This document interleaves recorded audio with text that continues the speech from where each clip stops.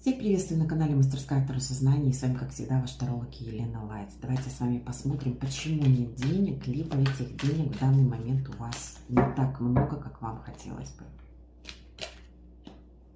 Ну, на самом деле вы уже как в болотце застоялись, да? Сами себе врете, что вам, возможно, хватает. Вам, возможно, всего хватит. То есть пришли к какой-то определенной стабильности и остановились. То есть произошла какая-то определенная стагнация. Нету движения вперед, да?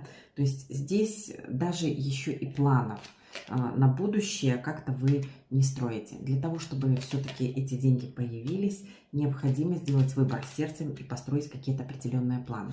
По дьяволу в дальнейшем могут быть даже довольно-таки хорошие доходы. Да, здесь можно сорвать какой-то определенный куш. Но выбор нужно делать сердцем и плюс ко всему идти строго своим намеченным целям.